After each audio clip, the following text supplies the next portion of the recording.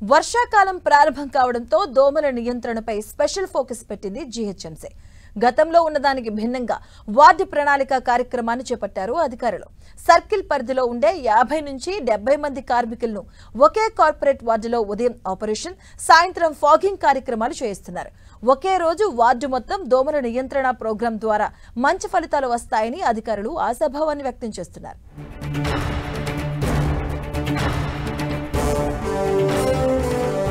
Greater Hyderabad పరిధిలో దోమల నియంత్రణ పనులు చేపడుతోంది జీహెచ్ఎంసీ. అందుకోసం కార్పొరేషన్ పరిధిలో ప్రత్యేకంగా ఎంటమాలజీ విభాగం పనిచేస్తోంది. 2300 మంది కార్మికులతో పాటు 40 మంది వరకు ఆఫీసర్లు ఈ విభాగంలో పనిచేస్తున్నారు. ప్రస్తుతం ప్రతిరోజు యాంటీ లార్వాల్ ఆపరేషన్ చేసే టీం 60 నుంచి 70 ఇళ్లకు వెళుతుంది.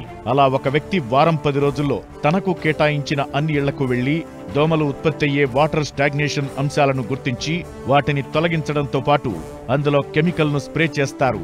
దీంతో ఎగ్ దశలోనే దోమలు చనిపోయే విధంగా చర్యలు తీసుకుంటారు. ఇక సాయంత్రం సమయంలో ఫిర్యాదుల ఆధారంగా కాలనీల్లో, బస్తీల్లో ఫాగింగ్ యాక్టివిటీ చేస్తారు. ఇలా ఒకవైపు దోమల ఉత్పత్తి జరగకుండా, మరోవైపు దోమలతో వ్యాధులు వ్యాప్తి చెందకుండా జీహెచ్ఎంసీ చర్యలు తీసుకుంటోంది.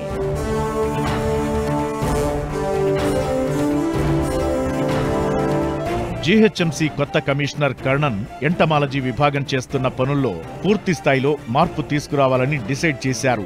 30 సర్కిల్స్ లోని కార్మికులు ప్రతిరోజు తమ సర్కిల్లోని ఒక కార్పొరేటర్ వార్డులో సమగ్రంగా దోమల నియంత్రణ కార్యక్రమాలు చేపట్టాలని డిసైడ్ చేశారు. ఇలా ఒకే రోజు 30 వార్డులు పూర్తవుతాయి. 5 రోజుల్లోనే జీహెచ్ఎంసీ పరిధిలోని 150 వార్డులు కంప్లీట్ అవుతాయి.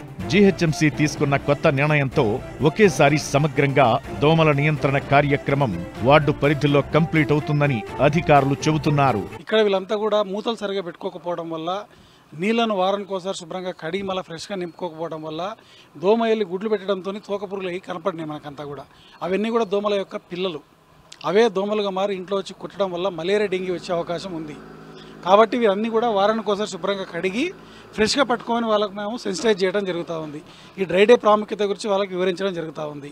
జీహెచ్ఎంసీలోని ఎంటమాలజీ సిబ్బంది సరైన పద్ధతుల్లో పని చేయకపోవడం వల్లే నగరంలో దోమలు విజృంభిస్తున్నాయనే ఆరోపణలు ఉన్నాయి. ప్రతి 5 రోజులకు ఒకసారి ఆయా ప్రాంతాల్లో దోమల నియంత్రణ చర్యలు సమగ్రంగా చేపట్టడం ద్వారా సత్ఫలితాలు వస్తాయని బల్దియా వర్గాలు ఆశిస్తున్నాయి. 3-4 వారాల తరువాత ఈ యాక్టివిటీపై ఓ క్లారిటీ వచ్చే అవకాశముందని జీహెచ్ఎంసీ వర్గాలు చెబుతున్నాయి.